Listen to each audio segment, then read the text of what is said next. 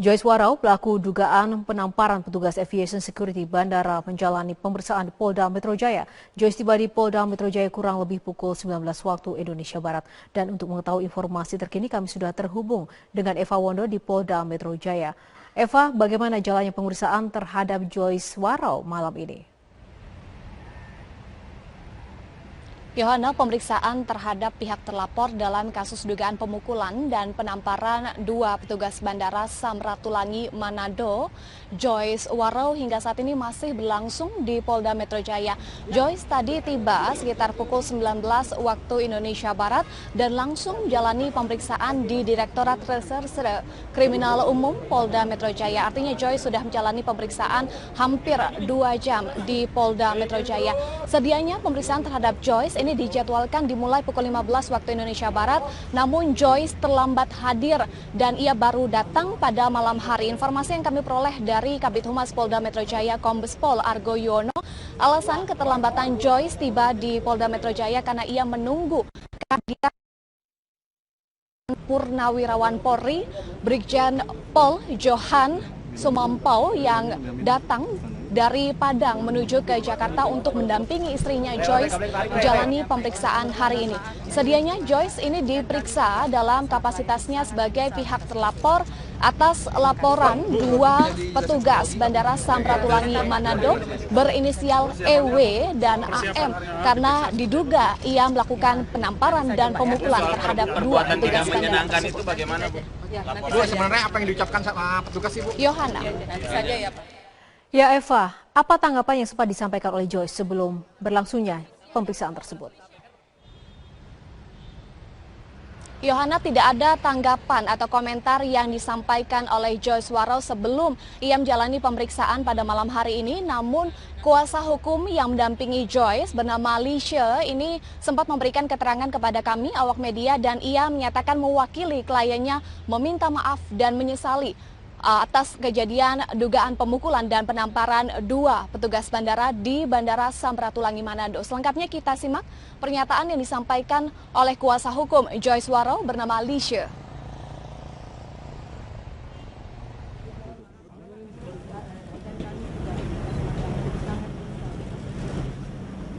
Pak, kurang dekat, Pak.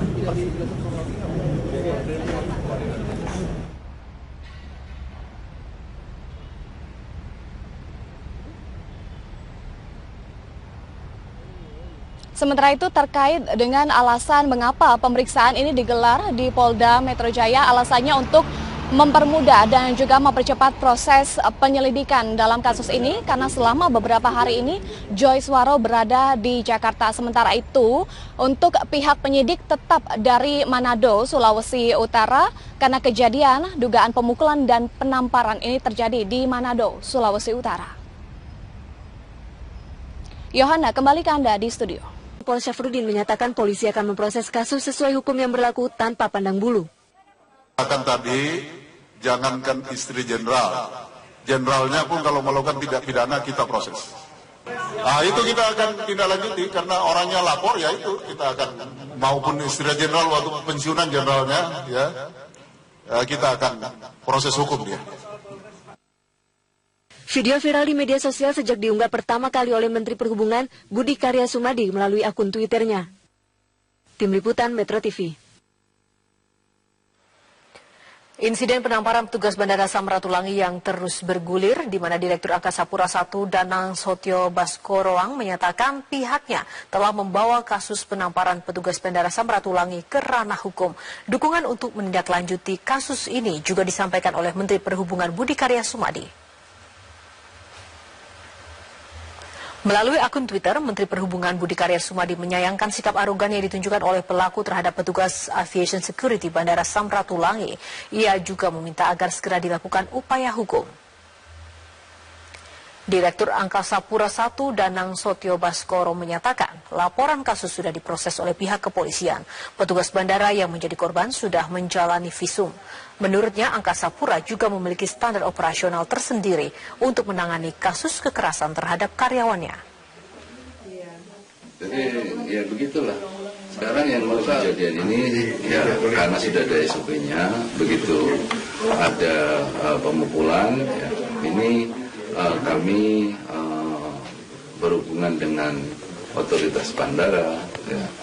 Ini petugasnya dari Kementerian Perhubungan bersama-sama dengan Lanut, ya, kita ke Polsek setempat di Bandara Samratulangi, sehingga di sana diproses, ya, dan ada pemeriksaan. Ya. Petugas kami yang di lapangan. Ya, kasus penamparan petugas tim Aviation Security atau AFSEC Bandara Samratulangi Manado, Sulawesi Utara oleh seorang calon penumpang menjadi viral di media sosial. Sang penumpang marah karena diminta melepas jam tangannya, pemirsa. Nah, seperti apakah sebenarnya tugas para penjaga keamanan bandara ini? Sudah hadir di studio Metro TV Newsline, sudah ada dari teman-teman. Ada teman dari Bu Elizabeth, atau saya sebutnya Mbak Elizabeth, petugas Aviation Security, bernama Ali Sanudi. Pak Ali, iya, Pak Ali sudah hadir di sini. Pak, sebenarnya kita penasaran, SOP standar profesional yang dilakukan oleh seorang Aviation Security ini seperti apa sampai akhirnya terjadi insiden penamparan? Sebenarnya tugas pokok kami adalah memastikan barang-barang yang dilarang, khususnya untuk membahayakan penerbangan, untuk tidak terangkut. Jadi di dalam itu kita mempunyai upaya-upaya, yaitu memang melakukan pemeriksaan di SCP-1 maupun SCP-2. Jadi mungkin seperti yang terjadi di Manado ini adalah ketika penumpang kita dari pada saat SCP-1 itu sudah dilakukan ada namanya signboard atau arahan untuk penumpang melepas ikat pinggang, jam tangan, dan semua yang berunsur logam harus dilakukan pemeriksaan. Dan itu dipasang besar-besar, seluruh calon penumpang tentunya akan bisa melihat itu. Kemudian juga di samping itu kita juga ada announcement rekaman yang sudah kita pasang di situ. Cuma kasus yang di Manado ini ketika sudah melalui WTMD atau walkthrough, ketika penumpang masih dalam WTMD kita masih berbunyi, itu seharusnya memang harus dilakukan double back. Sensornya begitu ya? Iya, jadi bawaan detektor ini masih berbunyi, jadi penumpang harus kami lakukan untuk double back, artinya harus dilakukan pemeriksaan ulang. Dan dalam hal ini mungkin dilihat masih ada jam tangan, jadi kita tetap harus mengarahkan untuk dilakukan pemeriksaan seperti itu. Oke, seperti kita ketahui semua bahwa jam tangan itu mungkin terlihat bahannya logam begitu. Ketika kejadian seperti yang terjadi di Manado, beliau berkeberatan untuk melepas, apa yang idealnya Anda lakukan sebagai petugas? Kami tetap mengarahkan dengan baik, dengan sopan tentunya. Tapi mungkin tentang setiap orang kan mempunyai karakter yang berbeda-beda, jadi tetap kita harus lakukan SOP, Pak. Oke, tapi tetap selama ini pernah ada kejadian serupa, Mas? Ada, tapi mungkin tidak viral dan tidak berujung dengan penamparan. Baik, jadi tetap kita lakukan. Baik, karena kan kita juga mempunyai tugas sebagai pelayanan. Apapun itu penumpang adalah customer kami yang harus kita layani dengan baik. Oke. Tapi sepanjang, katakanlah gini, saya ingin tahu, satu hari Anda bekerja berapa jam? 8 jam. 8 jam. Dalam rentang waktu 8 jam dengan banyaknya penumpang, itu apakah insiden dalam tanda kutip keberatan atau mungkin ketidaktahuan dari para calon penumpang ini setiap kali terjadi atau hanya sekali-sekali? Hanya mungkin kecil itu kemungkinan, karena kan dari Kementerian Perhubungan terus kita juga memberikan sosialisasi. Juga dibantu dengan media sosial yang saat ini kan sudah di-share aturan tentang penerbangan, tentunya masyarakat sudah semakin sadar. Baik. Jadi tasnya lebih kecil. Melihat di lapangan seperti apa, Pak Dodi, ingin di-share mungkin? Jadi sebenarnya usaha pencegahan kejadian-kejadian seperti ini sudah maksimal kita lakukan. Jadi petunjuk-petunjuk untuk melalui tempat pemeriksaan ini secara audio sudah kita siapkan, secara video sudah kita siapkan, kemudian secara... Dan itu di titik-titik yang memang para calon penumpang ini sudah akan melihat? Itu sudah kita tentukan, ya, terlihat, kemudian terdengar, dan lain sebagainya. Itu sudah kita tetapkan di seluruh tempat pemeriksaan. Tapi kan memang banyak, ada persentase sedikit penumpang yang masih tidak mengindahkan. Nah, kalau masih tidak mengindahkan ini, maka kewajiban petugas lapangan mengingatkan kembali agar mengikuti aturan yang sudah ditetapkan oleh regulator. Dan tadi terbukti bahwa tidak mengikuti aturan, maka prosedur yang dijalankan pun memang harus diarahkan. Kata-kata yang tadi ditegaskan adalah mengarahkan. Ketika mengarahkan, lalu akhirnya berujung dengan penamparan, apalagi sudah ada kekerasan verbal sebelumnya, Pak Danang, ada konsekuensi hukum tentunya yang akan dijalani? Sebelum saya menjawab itu, Mbak Widya, saya kira saya sebagai dirut dan bertanggung jawab terhadap pengelolaan 13 bandara, termasuk di tempat kejadian di Manado, saya minta maaf ya, karena seharusnya kita ini pada saat ini kan habis berlebaran ya, semua arus balik sudah kita laksanakan, semua berjalan seperti yang kita harapkan, dan tentunya kami merasa senang karena tidak ada kejadian berarti pada puncak arus mudik yang mesti dilakukan oleh kawan-kawan di lapangan untuk melayani saudara-saudara kita yang kan ribuan mudik ke kampung halaman. dan balik. Jadi sekali lagi kami mohon maaf, seharusnya ini memang tidak terjadi, tapi apapun alasannya, barangkali kami sebagai manajemen juga introspeksi ya, kami akan meningkatkan kualitas pelayanan ya, maupun hospitality dari rekan-rekan kami yang di lapangan.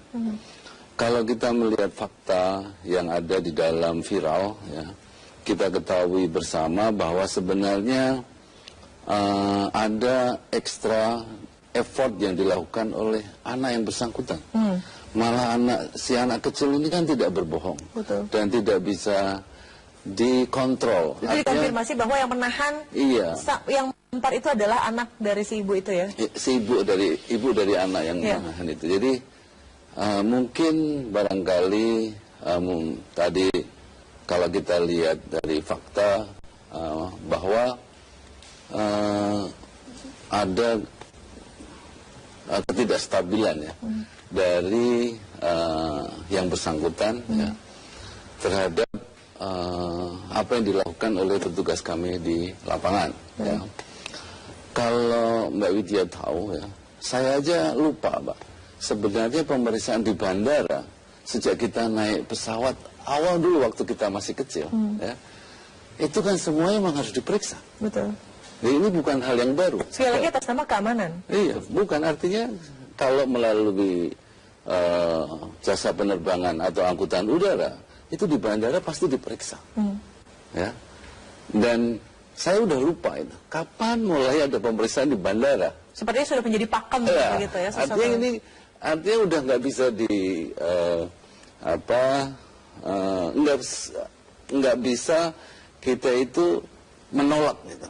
Karena tadi seusia saya itu lupa pada saat pertama kali saya masuk bandara itu kayaknya ya sudah diperiksa. Dan dari dulu begitu-begitu aja ya Pak ya? Sama. Dan dari dulu begitu-begitu saja. Ya. Mungkin kita harus husnuzon, ini pertama kali naik pesawat. Mungkin kan ada juga orang yang belum tahu, Bapak dari kecil mungkin udah naik pesawat Pak Danang, ya kan. Tapi kemarin saya ingin ke Pak Doni. Pak, ini Anda kan sebagai Head of Security. Itu kan tadi dikonfirmasi juga dari Kementerian Perhubungan bahwa ada pelatihan cara berkomunikasi, pelatihan cara untuk bagaimana menghandle orang ketika katakanlah emosi. Bahkan ada informasi masuk ke redaksi kami, ada sedikit gangguan psikologis begitu yang sedang dialami. Itu pelatihannya seperti apa? Apakah di-refresh setiap 3 bulan sekali, 6 bulan sekali, atau seperti apa Pak Doni? Ya, jadi dari program direktur kami, direktur operasi, kami membuat suatu gerakan yang namanya Gugus Kendali Mutu. Dari sini kita membongkar skill teman-teman itu tidak hanya sebagai pengamanan, tapi juga sebagai pelayanan. Nah ini kita meningkatkan soft skill mereka, bagaimana cara mereka berkomunikasi, tatapan wajah, kemudian cara berdialog yang benar, sampai cara penanganan pun ada yang bersinggungan dengan penumpang, maka tidak boleh dia yang menyelesaikan, harus ada pihak kedua supaya mereda. Pihak kedua ini dari teman sendiri, mengambil alih supaya menurunkan tensi kemarahan. Kemarin kejadiannya kan ribut dengan yang pertama, pihak kedua baru turun sudah langsung kepukul gitu. Nah ini sebenarnya sudah kita tetapkan di dalam pakem SOP bahwa mengurangi tensi benturan, maka ketika ada keributan akan ada pihak kedua yang masuk. Yang akan membantu. Iya. Kemudian apabila tensi ini naik kembali, maka ada pimpinannya dia yang namanya squad leader yang akan mengambil alih. Untuk supaya tidak terjadi benturan.